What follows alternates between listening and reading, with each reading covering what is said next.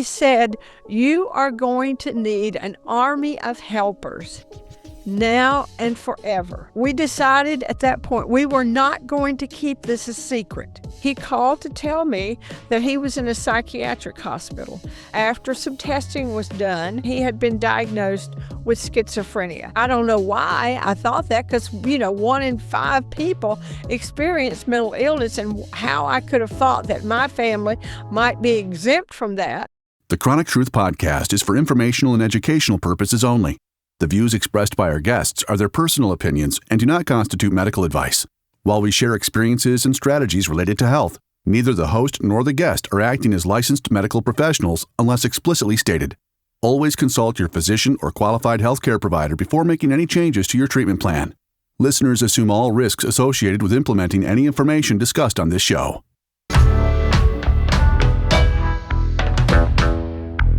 I am so honored to welcome a very special guest this evening, Maye Jepson.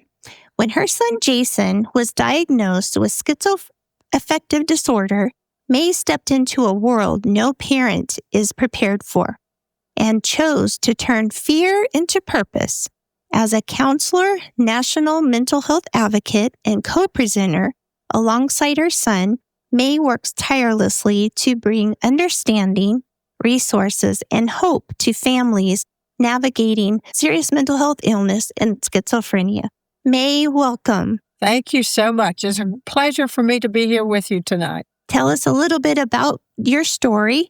If we need to go back into how it all became, you can start there. That's a good place to start, because Jason had a very normal, ordinary childhood, and into his teenage years and into high school. He was very involved in athletics, enjoyed playing many, many sports, especially lacrosse, enjoyed doing all that, had lots of friends. There was a time when he was in middle school and he seemed to be a little bit depressed. He wasn't really, it didn't seem like himself, and I remember then, just like any parent, asking him, "Do you think that maybe we should get some counseling?" And he said yes. And so he did that for a while. He went into high school again. He had a nice friendship group that he enjoyed being around, had a great sense of humor. Jason decided that after he'd gone to college for a couple of years, he decided he would take a break from college, and he decided to join the Army. And that's when he was diagnosed. He had gone through his boot camp experience and his advanced training at Fort Knox. And then he was assigned to his first duty station, which was out at Fort Irwin in the Mojave Desert in California. We visited him a couple of times there, and it wasn't long. He was just into his 20s, and it wasn't long before he began to described some behavior that we were not sure about. Some of it seemed almost kind of illogical, and we would question him about it. But he would always have some answers. But then it was a beautiful fall afternoon. I remember it was in October, and I was getting dinner ready for my husband. Phone rang, and I thought it was maybe him telling me that he was in traffic or something like that. But it was Jason, and he was calling me from California, which was not a typical thing that he did in the afternoon, but he called to tell me that he was in a psychiatric hospital, that he had been taken there after some testing was done, and some preliminary testing, and then he had been diagnosed with schizophrenia. And I don't even know how to begin to describe how I felt hearing those words. My background was in counseling. I have a master's degree in counseling. I never in a million years expected that mental illness would come into our family. I don't know why I thought that, because, 1 in 5 people experience mental illness, and how I could have thought that my family might be exempt from that. I have no idea why I might have thought that, but I was absolutely shocked. I could not believe it. He seemed to be okay, but he was in the hospital hospital and had been diagnosed. And so that began our journey. Fortunately, he was honorably discharged from the Army. He had experienced, we were later to find out, he had experienced a hazing incident while he was in the Army, a very terrible, terrible incident. And we've come to the point where we don't blame the Army for that. We just know that he had begun to act out in ways from his schizophrenia, and the people around him did not know how to react to someone Didn't who had understand. they had not had any training in that area. And so they did not know how to treat him. And unfortunately, that hazing incident kind of broke him from reality to non-reality. So that was how it all started. And once he came home, even though I began immediately to research schizoaffective Yeah, I was going to disorder, say, yeah. I wanted to learn everything I could possibly learn about it. And I thought, we can just love him out of it. My husband and I, we have a very supportive family. And I thought, we will be able to take care of this. We just need to get him home and get him, back to a normal routine. But, I was woefully wrong about how big this was and how it would change our lives forever. Because it's not a condition that is cured. Is that correct? No, it's not.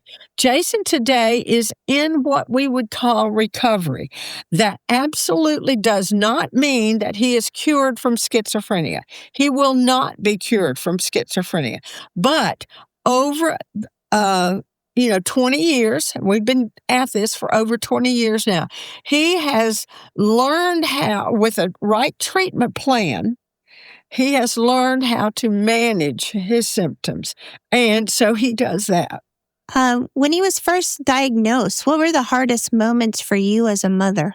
The hardest moments were that he was almost unreasonable to deal with. He was a different person. As I said, he was a thoughtful, caring, great sense of humor. The young man who came back to us from the Army was angry like I had never seen. He was belligerent. He was used a lot of profanity. He was a different person. Now, was he on medications when he came back, or was that part of everything that was transpiring, the spiral down? When he was at the psychiatric hospital before he came home, he was put on medication, but no one supervised that because he was discharged from the Army and he was left with his belongings were thrown in the back of his pickup truck and he was sent on his way home.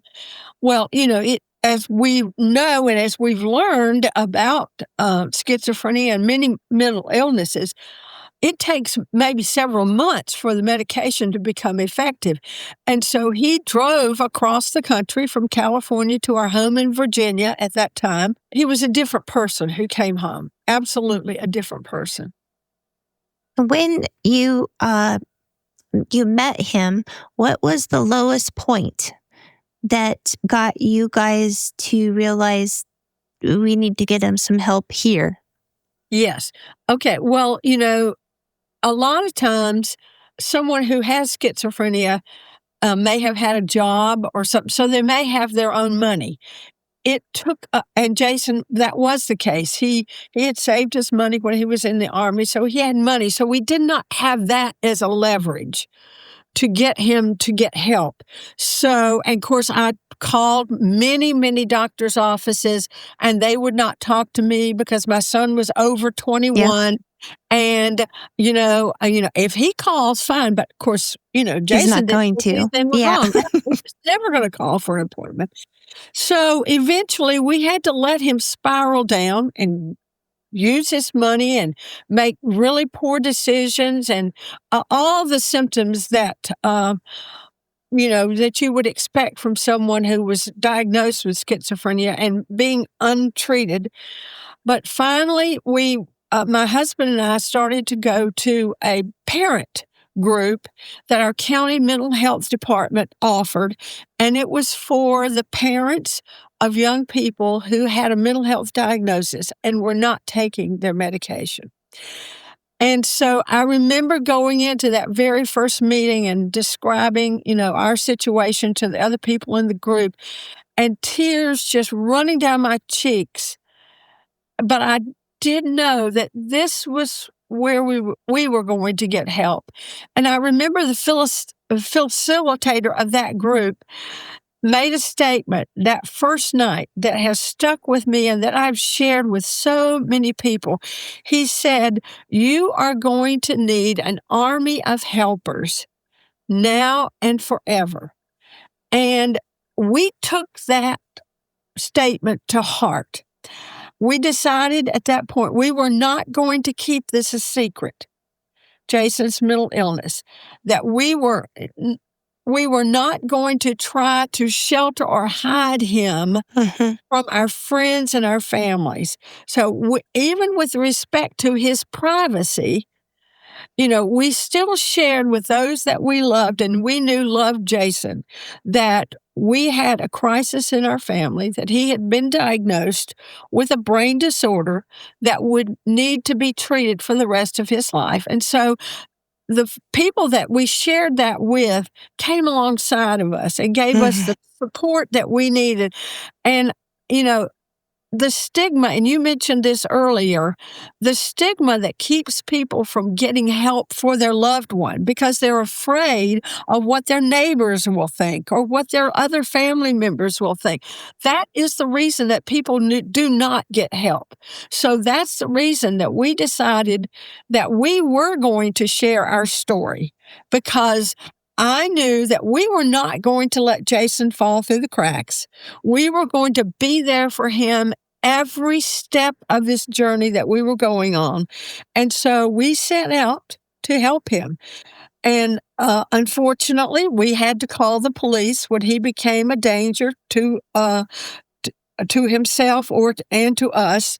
And so that was, without a doubt, no question beyond that, that was the hardest day that I've ever experienced in my life, was having to call the police because he now was a danger. And I've talked to so many other parents who've gone through the same situation, and they're so afraid to make that step that will get the help that their loved one needs, because, it was at the place where Jason was either going to break the law or cause some kind of a problem. And we all know the law takes precedence over mental illness. And we've asked our prison system to become the caregiver or caretakers for those who are mentally ill. We can't do that. We have to have a cooperative team with the parents, with the doctors, and with law enforcement if they're involved at all. We have to work together in order to give our loved ones the help that they need. So as a parent, and you're fearing to make that call and make that judgment for your loved one, they're needing it as much as you are wanting, they need that. I mean, it's tough in essence that you have to make the call in judgment, but at the same time, you are doing a loving act by getting them help.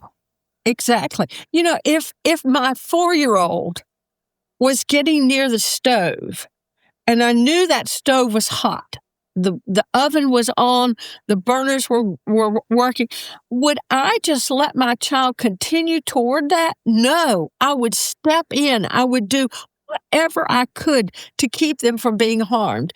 And Jason was not.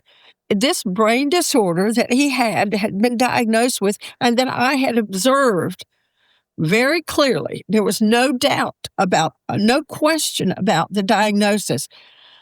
I was not about to let him to continue on, and I knew that had to be done. And as Jason described, the police coming to our house, and he went out, and they had him to lie down on the driveway. My husband and I were in the upstairs bedroom window looking down at all this happening. And my heart was breaking in a way that I never dreamed it would break.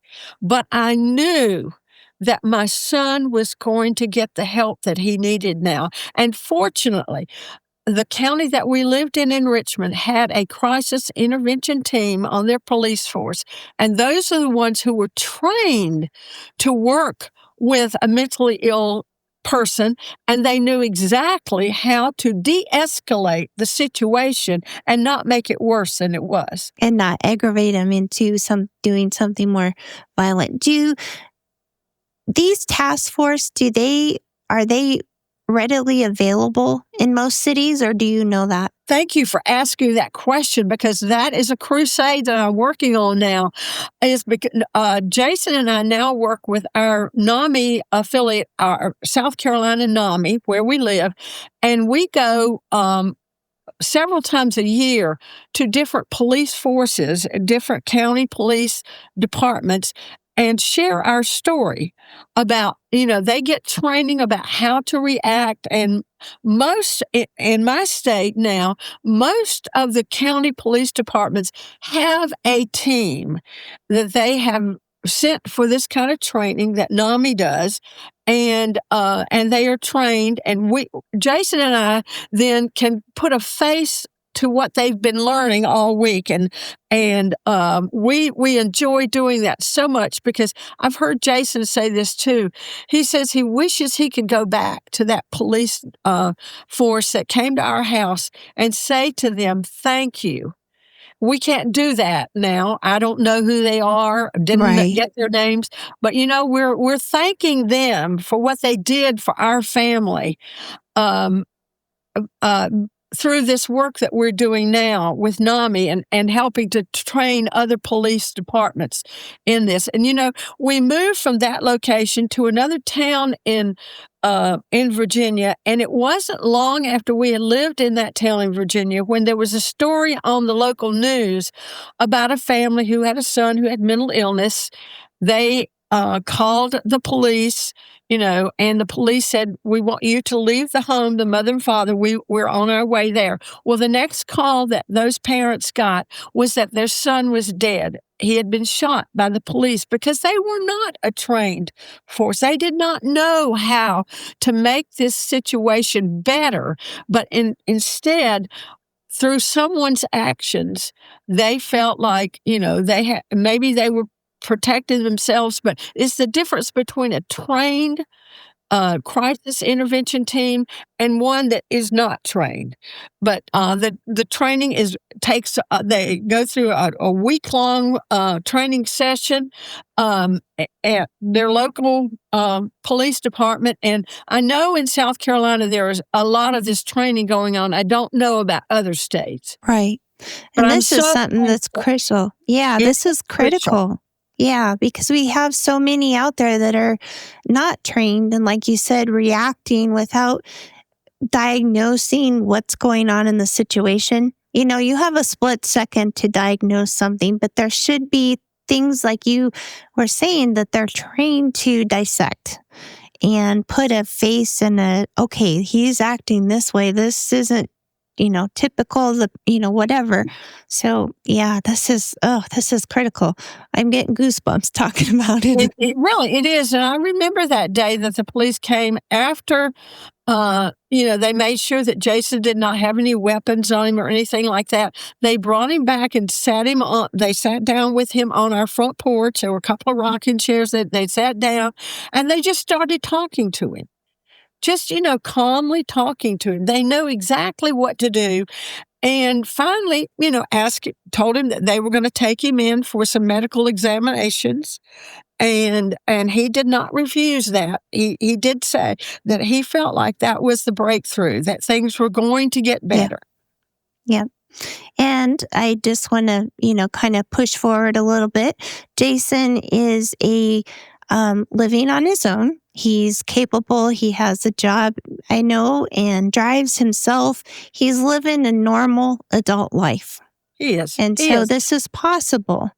Yes.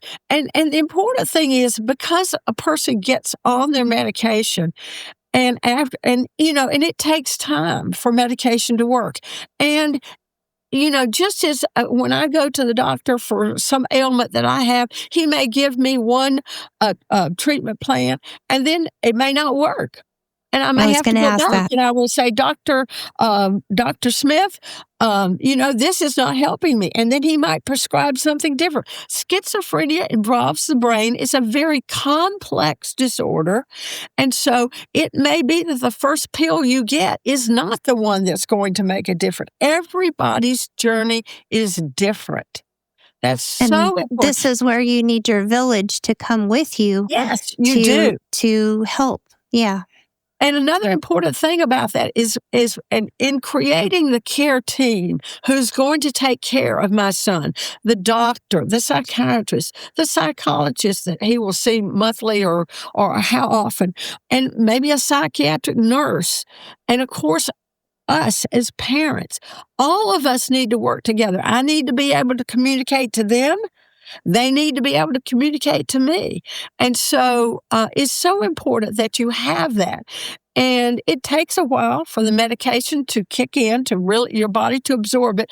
But once that happens, then you can begin to have some talk therapy and you learn techniques for managing those symptoms. And that's what Jason has done now. He still has schizophrenia. He still hears voices. He still occasionally will have some paranoia, thinking a neighbor is talking about him, but he knows little things that he can do to test the evidence, examine the evidence. I like that. So you think that somebody's outside your door talking about you. Okay, let's examine the evidence. All right, what can I do? Okay, I'm going to go over to my door and I'm going to listen. Okay, I listen. Don't hear anybody. Okay, there's a peephole in my door. I'm going to look out the peephole. Look out the peephole. Notice nobody's standing there. I'm continuing to examine the evidence. Maybe I'll open my door just a tiny little bit to see it out. Look there. And all the time I'm examining the evidence, I'm finding out that there's really not anybody out there. So that's one of the little techniques I know that Jason uses when he thinks there's somebody talking. So, and being able to work through these things successfully and coming to a conclusion about what is really going on around me and what is happening, what I think is happening because I have this brain disorder. It's just like if somebody begins to feel a little woozy, lightheaded, and they have diabetes, they may think, okay, these are some symptoms that I'm experiencing.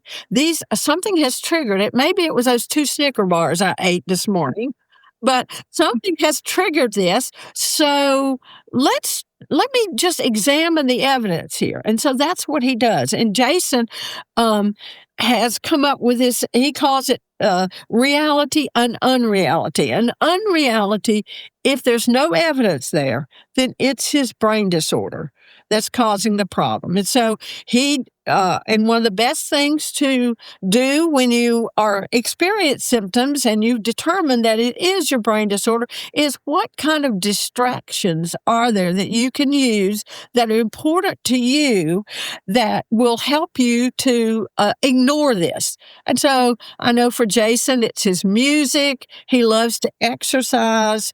He loves to listen to podcasts. Those kinds of things he will do to kind of clear his mind. So there's so much to learn. And I think that's one of the ways that that's what we're pushing for now. These social services programs and resources that help a person once they have a diagnosis to learn to live again. Just to learn to live again. A mental health diagnosis is such a blow to a person's self-esteem that, you just want to get to a place where you have a little more confidence. And, we've done a pretty good job of being able to identify a mental illness. But now we need to put our money from the government or state government, national, federal government, into social services programs like clubhouse programs and things of that nature, which will give the person who has a mental illness, who is taking their medication and who's getting better, will give them an opportunity for social contacts and worthwhile work that they could do that's meaningful to them. So, we just need to recognize this is not something really wildly different. This is the brain is an organ in your body, just like all the other organs in your body. And so why can't we treat it like that with the follow-up that we give to other kinds of Exactly. organic diseases? You founded Parenting Through Mental Illness to support families new to this world. How has community changed the healing process for patients? I think that the more you can learn about schizophrenia, that's why in the first couple of weeks after Jason got his diagnosis, while he was being discharged from the Army and while he was, traveling back home, I spent hours on the computer learning everything I could possibly learn about schizophrenia and schizoaffective disorder specifically. I wanted to know as much about it as the doctor would know. So if I went into an appointment, not that I wanted to assert myself. Of course, the doctor is going to know more about it than I would know, but I wanted to be knowledgeable so that if he presented things, ideas, or medications, I would know what some of those already were. And so that's what I've continued to try to learn. And so on that website, which is a Facebook website, Parenting Through Mental Illness, I try to put on there resources that I think will help parents or all through from children all the way through the teenage years. Different things that I find online. I think I probably even put some of your podcast on there. Because anything that I hear or that I read about that I think might be helpful, I put it on there. And it's just sort of almost like a clearinghouse where you can get all kinds of different information. And so I've had a good response from that. I talk to parents all the time from all over the country who call me with questions about how to deal with certain aspects. Most of them have a newly diagnosed loved one, and some of them are just, they're just in almost trauma themselves because they don't know where to turn. They don't know that first step. Yeah. What's the first step? And the first step, I think, is beginning to learn as much as you can. And Jason and I also kind of coined this phrase or this word. We call it a trust partner, especially if you're dealing with a young adult. That young adult, Jason doesn't see me now so much as his mom, but I'm his trust partner. Okay, because we are adults. He's an adult. I'm an adult. I want him to know that he can thoroughly and completely trust me, that I am a no judgment zone. He can bring any delusion to me, any hallucination to me, any paranoia, anything he wants to talk to me about. I will sit down and discuss it with him. I am his safe place. That will go so far with any newly diagnosed person. If there's one person in their family who can be their trust partner, and a trust partner says, I'm going to go along with you. I'm going to help you. I'm going to be with you all through this journey. I will never, ever leave you by yourself. Now, that doesn't happen very quickly. You have to build that relationship. That trust. Yep. Yes. And I'm available to go with you to your doctor's appointments. You can call me anytime of the day or night, but I am your trust partner. Along with your doctor, along with your nurses, we are going to get you through this. So, I've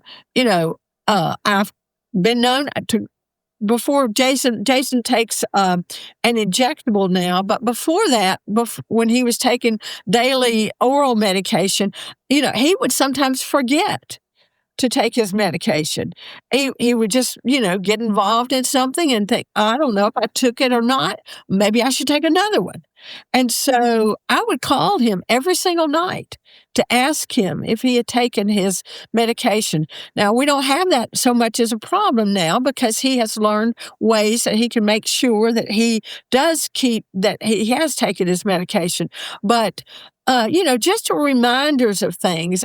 But building trust is so important in the beginning because the newly diagnosed person they don't know who to trust. They don't know who they can turn to. But Jason knows that I am his trust partner. He's got that one person fighting in his corner. He does. That warms my heart. That warms my heart. You are truly a blessing, May. For a parent to do what you've done, and I can honestly say if it was my children, I would be the same way. So yes, you would. What a blessing. And many people, unfortunately, don't have that. That's right. So find that trust person, whether it's a friend or a cousin or someone, if you don't have your parents anymore. It doesn't have to be a parent. You're absolutely, Kim, you're absolutely right. It does not have to be a parent. It does not have to be your spouse. It could be just a good friend. It could be a cousin. It could be, anyone, but someone who cares about you. And so that's so important. Another thing that I find so often when I'm talking to parents, they have this anger inside that things didn't work. Plan A just did not work out. Plan A was I wanted my son to go to college. I wanted him to become an author. I wanted him to become a doctor. I wanted him to follow in his dad's footsteps and become a teacher, whatever. That was plan A. And we worked toward plan A. But you know what? Plan A did not work out. And it does not do any good at all to stay on plan A. Go to plan B. And turn the page. B, yes. And you know what? The last time I checked, there's a whole lot more letters in the alphabet. And I can honestly say to you now that I am just as happy with Jason and his plan B of life as I ever would have been with plan A. It's just another plan. And we want our children to have purposeful lives. And again, Jason in his writing, and if anybody wants to look it up, just Google Jason Jepson. He writes about what it's like to live every day with a severe mental illness. And it's just insightful. It's not writing like you would find in a medical journal or anything like that. It's just human interest. And he does it so well. I act as his editor, but he just writes down his experiences about things that are going on in his life and how his mental illness affects the things that are going on. But sometimes I find out that parents, are angry because it didn't work out the way they wanted to. Right. And I know that I experienced some of that in the beginning, that I just thought, this can't be. This is and not. Like, what did I do wrong? What did I? And we went through all those questions. But you know what? That's not helping my loved one single bit. And so I always try to caution parents, don't take your anger out on certainly not your loved one. Your loved one is different. This is not the same boy that I sent off to the Army. He came back a different person. But I can learn to love that person too, just as much as I loved the one that I sent away to the Army. But also, don't take that anger out on the doctor either. Sometimes we get so annoyed with the doctor because he can't come up with the right answers. And we don't know who to go to for the right answers. Yeah. But and we create an adversarial relationship with the doctor and with the medical professionals.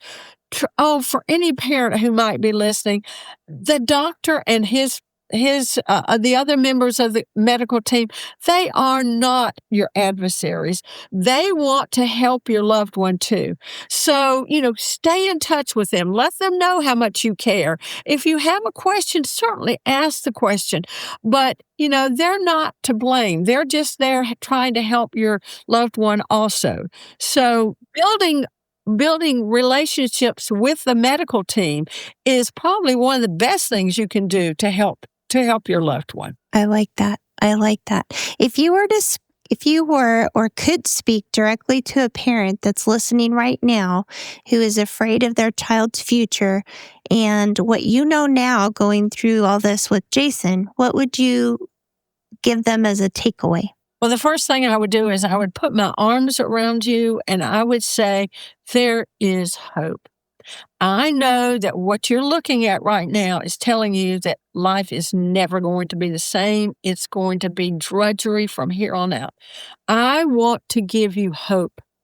I have read incredible stories and I have talked to incredible people who have worked through their schizophrenia. Again, there is no cure, but you can learn to manage. So I would tell you, if you are a parent who is going through this and it's all new, continue to study, to learn, look online and, go anywhere you can. Check out NAMI. I'm a big proponent of NAMI because they have so many wonderful parent groups. Spell that. It's NAMI. It's National Alliance on Mental Illness. It's a national group. And also Mental Health America is another wonderful, wonderful group where you can get resources and learn more about it. And you can get into support groups where online. So you can, have conversations once a week or once a month, just like what we're doing right now. You can do that with someone who facilitates the group. And everybody in the group is going through the same thing you're going through. And so you can share issues and concerns. But I want you to know that there's hope. It's not always going to be like this. It is a roller coaster. And I hate roller coasters. I hate roller coasters. And you're going to have downs, and then you're going to have great ups. You're going to see progress. But don't expect the progress to happen tomorrow. Not next week, and not even next month. It's going to be a while. It's going to take 2 to 3 months for that medication to begin working. Stay in close contact with your doctor. If something's not working right, let them know. They're the ones who can make adjustments. I'm not a medical professional. I can't do any of that. But the doctor can, and he or she wants to know how this is working. I would also say start journaling. Journal every single day the progress that you see, and even when you don't see any progress. Journal. It's not a diary, so you don't have to keep it shut up all the time, and I would say have honest conversations with your loved ones, maybe every day or every couple of days. Let them know that I understand you, that today's not been a good day for you. Can you tell me what really bothered you? Can we think of what might have triggered you today? But don't be afraid to talk about the symptoms. Don't be quiet. Don't be quieted. Talk about it. Let them know. If my husband was a diabetic, we would be talking all the time about what he could eat, what he could not eat, and so you can do that. You can do that with someone who has a mental illness diagnosis. But, those are just some things that I've learned over these years. And I am a woman of faith. I have a deep faith that has carried me through this. And I would say, rely on your faith, rely on your friends in that group, and don't try to keep it a secret. I think the best decision we ever made in the very beginning was that we were not going to keep this a secret. And my faith compels me to use what I have learned about this severe mental illness to help anyone else who's out there. There's many, many different stages that you're going to go through, but the younger our loved ones are who start on their medication journey, the better they will get, the quicker they will get. Now, I've talked with a woman this week whose brother was 60 years old, and he's not taken his medication regularly over the years. And, I can still offer a little bit of hope, but he's not going to get a lot better at that age. But if I talk to someone whose loved one is 19, 20, 21, 22, 23, there is great hope. There is great hope, but you don't give up. You don't give up. And you be that trusted partner. Yes, you be the trust partner. So they know they can come to you, talk to you about anything. Maye, you are a walking wealth of knowledge on this topic, and I am so honored to have you on to share. I feel like we only touched part of the topic. I think this is huge because you guys are being a voice for so many, and that is much needed. So thank you. And to my listeners, if this has touched your life in any way, has made an impact for you, I welcome you to go to my website. That's chronictruthpodcast.com. Leave your testimonial. Let us know. Let Maye know how this has impacted you, how this has helped you. And if you have any questions, feel free to leave them in the comments of this episode, and we will definitely get those to her. Thank you so much, Maye, for coming on. Thank you. Thank you, Kim.